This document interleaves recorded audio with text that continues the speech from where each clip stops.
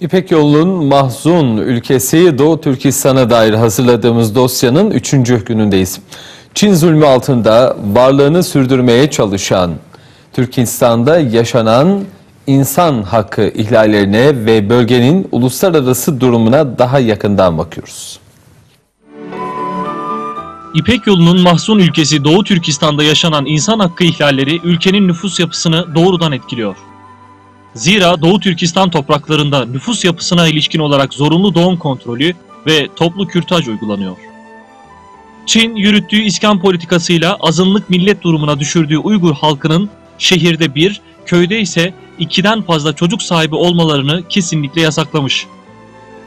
Bu yasağa uymayanlar çok ağır ekonomik ve idari cezalara çarptırılıyor. Özellikle kırsal kesimlerde yaşayan köylü kadınlar hiçbir sağlık veya hijyen tedbiri alınmaksızın zorunlu bir kürtaj operasyonuna tabi tutuluyor. Eğer kürtaj yapılmamışsa hamile kadınların çocukları zorla karınlarından çıkarılarak katlediliyor. Bu kural dışında doğan çocuklar vatandaşlık hakkı, isim gibi insani haklardan yoksun bırakılıyor. Örneğin 1991'de Hoten vilayetine bağlı Karakaş ilçesinde zorunlu olarak kürtaja tabi tutulan kadınların sayısı 118.765 ki bu sayı ilçede anne adaylarının %49'unu teşkil ediyor. Çin yönetiminin Doğu Türkistan'da izlediği Çinlileştirme politikasının diğer bir sonucu olarak sosyal ve kültürel hakların tanınması konusunda Uygurlara karşı hem etnisitelerinden hem de dinlerinden dolayı ayrımcılık güdülüyor. Sosyal ve kültürel hak ihlalleri Doğu Türkistan kültürünü, tarihini, hatta kimliğini anımsatmayacak ve onu yaşatacak her alanda yaşanıyor. Günlük hayattan eğitime, sağlıktan iktisadi hayata Uygur halkı her türlü ayrımcılığa maruz bırakılıyor.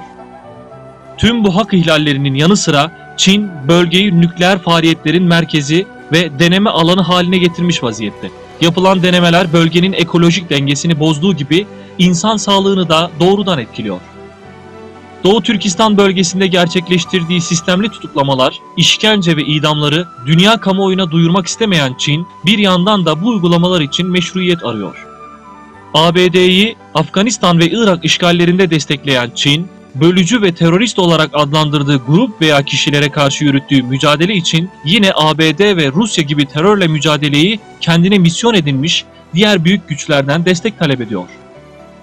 Bu meşruiyet arayışı için de Uygur Müslümanlarını kurban etmekten çekinmiyor ve bu sebepten uluslararası örgütlerin raporlarında insan haklarını ihlal eden devletler arasında ilk sıradaki yerini alıyor.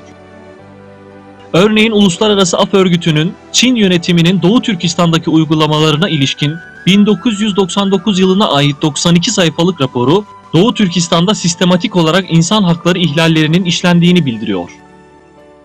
Rapor, Çin yönetiminin Batı bölgesindeki bölücülüğü yok etme gerekçesiyle Müslüman azınlık üyelerini sistematik olarak idama, işkenceye ve tutuklamalara maruz bıraktığını belirtiyor.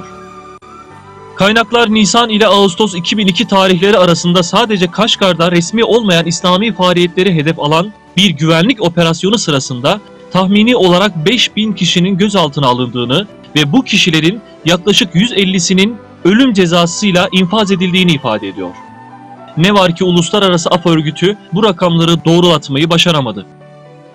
Reuters haber ajansının 3 Şubat 1999 tarihli haberine göre Çin her yıl dünyada uygulanan idam cezalarının tümünden fazla sayıda Müslümanı idam ediyor. Yine 4 ila 18 Şubat 1997 tarihleri arasında tutuklanan yaklaşık 5000 kişiden bir daha haber alınamadı. Aynı yıl 16 Şubat günü terörist olduğu iddia edilen 9000 kadar insan çırılçıplak vaziyette 50'şer kişilik gruplar halinde şehir meydanlarında dolaştırılarak halkın önünde işkenceye tabi tutuldu.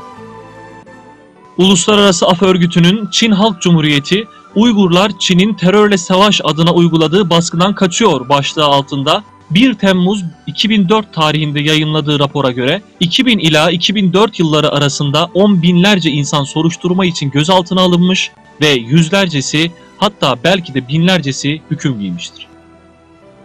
Doğu Türkistan'ın uluslararası ilişkilerdeki yeri de oldukça büyük bir sorun. Batı Türkistan'a sahip olan Rusya'nın Doğu Türkistan'a sahip olup haddinden fazla güçleneceğini düşünen İngiltere, Çin'in bölgeyi ilhak etmesine göz yummasıyla başlayan süreç hala devam ediyor.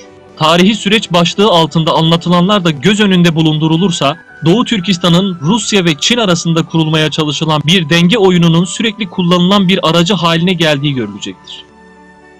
Doğu Türkistan, Rusya için gerek Çin'in bölgeye tam olarak hakim olmasını, gerek bölgede kendi sömürgelerine örnek olabilecek yeni bir bağımsız devletin kurulmasını, gerekse bölgeye üçüncü bir batılı gücün girmesini engellemek için onaylatılabilecek bir piyon vazifesi görüyor. Rusya, Çin'in aşırı güçlenmesini önlemek için bağımsız bir devleti teşvik ederken, yeni bir devlet kurulduğu anda da hem Türkistanlıları hem de Çinlileri çatışmaya sokarak yeni kurulan devletin ortadan kalkması sürecini hızlandırıyor.